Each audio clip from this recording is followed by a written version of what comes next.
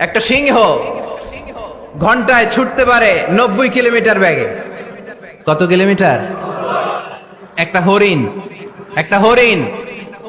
একটা হরিণ ঘন্টায় ছুটতে পারে 100 কিলোমিটার বেগে। তাহলে কে জোরে ছুটে? জোরে বলতে হবে। সিংহ কত কিলোমিটার? হরিণ। তারপরেও হরিণটা 100 কিলোমিটার বেগে ছোটার পরেও সিংহটার কাছে সে ধরা পড়ে যায়। এর কারণ সিংহ যখন ধরার জন্য ছোটে সে শুধু সামনে তাকায়, সে পিছনে তাকায় না। আর হরিণ 100 কিলোমিটার বেগে ছোটার পরেও সে ধরা খেয়ে যাবার ভয়ে বারবার পিছনে তাকায়। আর পিছনে তাকার কারণে ওর গতিটা স্লো হয়ে যায় আর সিংহের হাতে বধ হয়ে যায়। পিছনে তাকাবার সময় আমাদের নাই, চিল্লায় বলো ঠিক কিনা?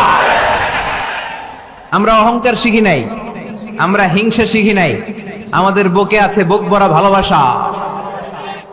আমি বিএনপি বুঝি না, আওয়ামী লীগ বুঝি না, জাতীয় পার্টি বুঝি না, জামাত ইসলাম বুঝি না, তাবলীগ বুঝি না, পীরের মুরিদ বুঝি না। যারাই পড়েছে লা ইলাহা ইল্লাল্লাহ তার জন্য আমাদের হৃদয়ে জায়গা আছে না নাই?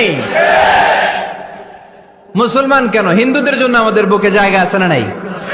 হিন্দু ভাই যদি বলে আমি পড়বো আশহাদু আল্লা ইলাহা ইল্লাল্লাহ ওয়া আশহাদু আন্না মুহাম্মাদ রাসূলুল্লাহ, তার জন্য আমাদের দরজা খোলা আছে না নাই? This is the beauty of Islam. এটা ইসলামের সৌন্দর্য, এটা অনেকে বুঝতে চায় না। আল্লাহ আমাদেরকে সহি সমঝ দান করুক, আমরা পড়ি আমিন। হিংসা, বিদ্বেষ, অন্যের পিছু লেগে থাকা, গীবত করা, অন্যকে গালিগালাজ করা, অন্যকে কাফের মুশরিক বলে ফতুয়া দিয়ে এই পবিত্র মঞ্চগুলোকে নষ্ট হওয়া থেকে যেন আমরা বিরত থাকতে পারি। আওয়াজ করে পড়তে হবে আমিন।